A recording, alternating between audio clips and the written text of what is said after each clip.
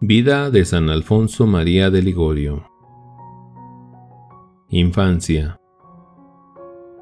Alfonso era un niño prodigio con gran facilidad para los idiomas, ciencias, arte, música y demás disciplinas.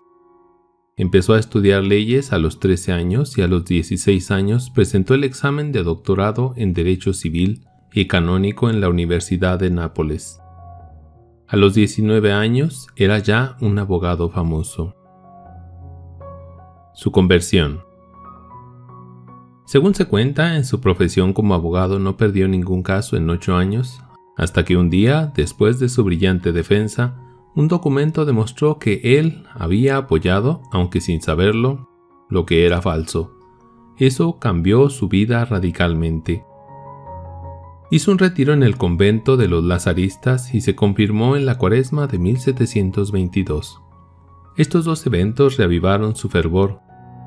Al año siguiente, en 2 ocasiones oyó una voz que le decía: «Abandona el mundo y entrégate a mí». Hizo voto de celibato y abandonó completamente su profesión. Muy pronto, Dios le confirmó cuál era su voluntad.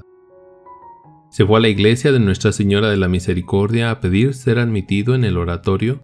Su padre trató de impedirlo, pero al verlo tan decidido le dio permiso de hacerse sacerdote, pero con la condición de que se fuese a vivir a su casa. Alfonso aceptó, siguiendo el consejo de su director espiritual, que era un oratoriano. Hizo los estudios sacerdotales en su casa.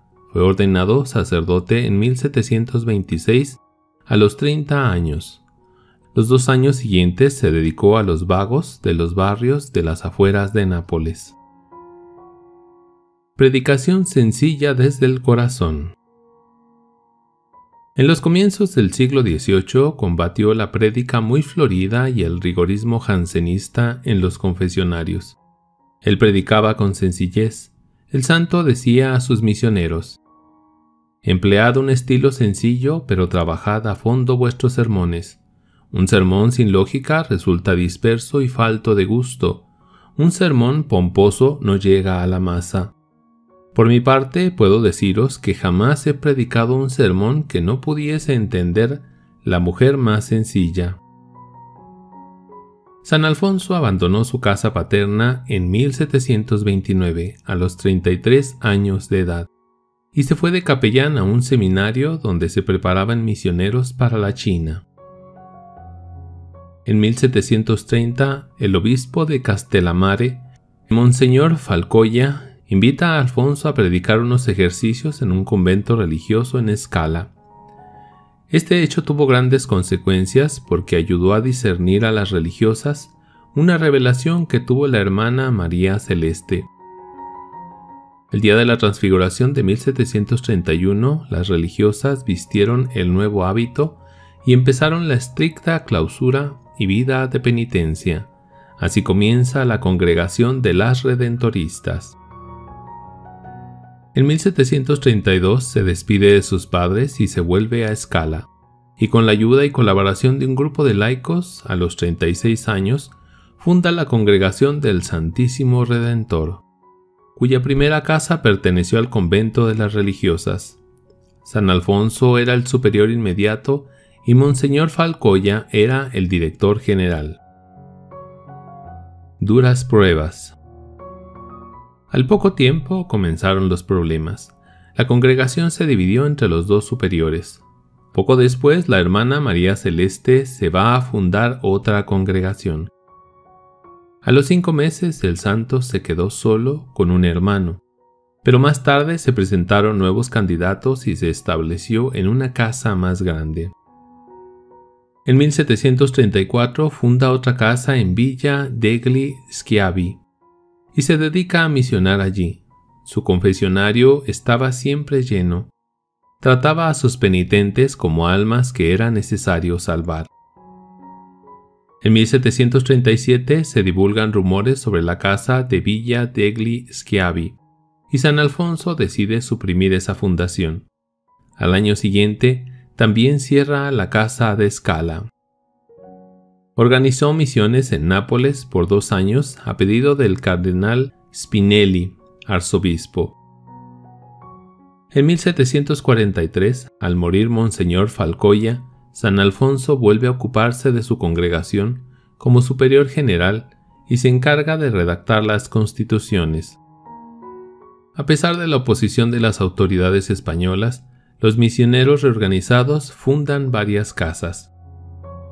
En 1748, San Alfonso publica en Nápoles la primera edición de su Teología Moral. La segunda edición apareció entre los años 1753 y 1755.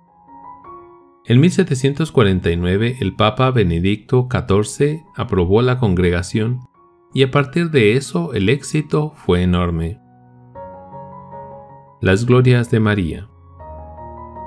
En 1750, los jansenistas comienzan a divulgar que la devoción a la Santísima Virgen era una superstición.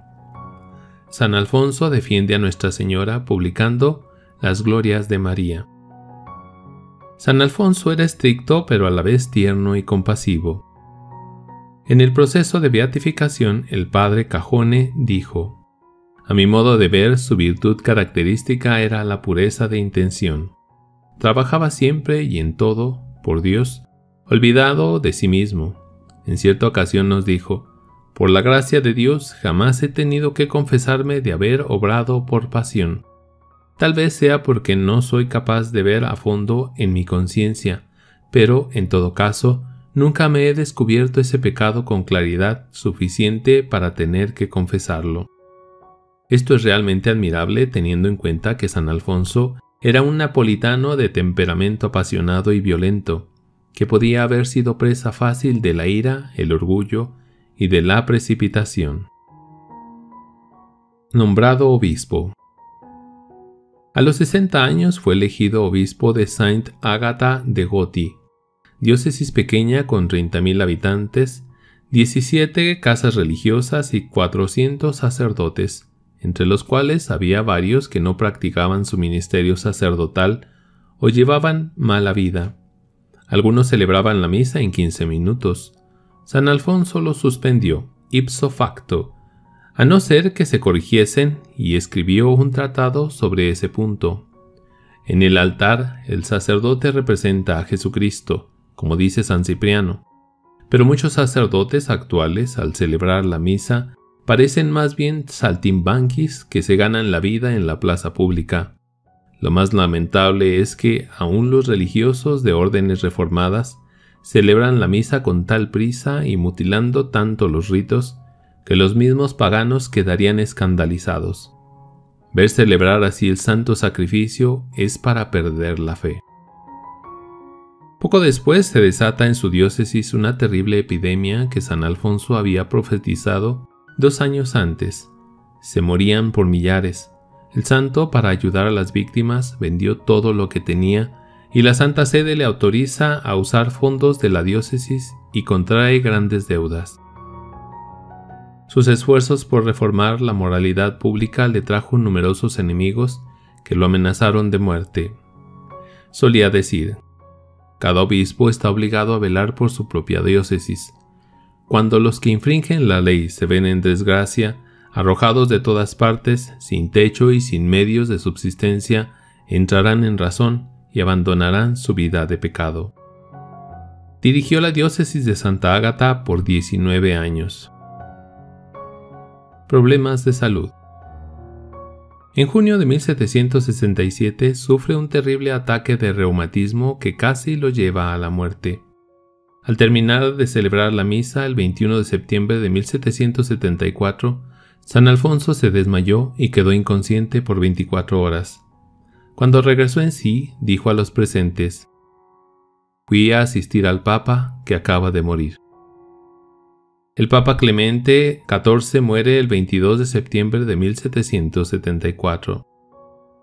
En 1775, San Alfonso pidió a Pío VI que le permitiera renunciar al gobierno de su sede. El Papa le concede teniendo en cuenta su enfermedad. San Alfonso se retiró ciego y sordo. Fue a pedir hospitalidad a sus hijos espirituales en Nocera, cerca de Nápoles, pensando así acabar tranquilamente sus días. En 1777 los redentoristas son atacados de nuevo.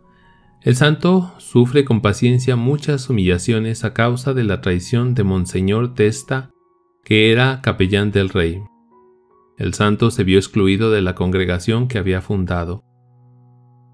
La noche oscura del alma.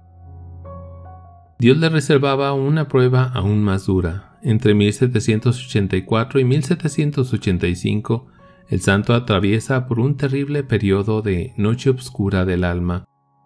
Sufre tentaciones sobre su fe y sus virtudes. Se ve abrumado por sus escrúpulos, temores y alucinaciones diabólicas. Le duró 18 meses, con intervalos de luz y reposo. A esto le siguió un periodo de éxtasis, profecías y milagros. Un gran escritor. Sus últimos 12 años de vida se dedicó a escribir, aumentando así sus obras ascéticas y teológicas.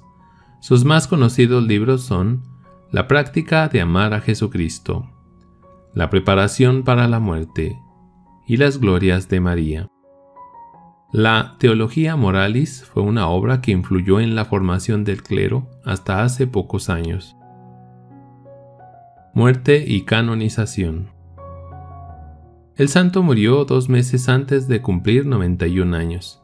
La noche del 31 de julio al 1 de agosto de 1787. El Papa Pío VI en 1796 decreta la introducción de la causa de beatificación de Alfonso María de Ligorio. La beatificación se da en 1816. Luego fue canonizado en 1839. En 1871 fue declarado doctor de la Iglesia y propuesto como patrono de los confesores y de los teólogos de la moral. San Alfonso María de Ligorio, ruega por nosotros.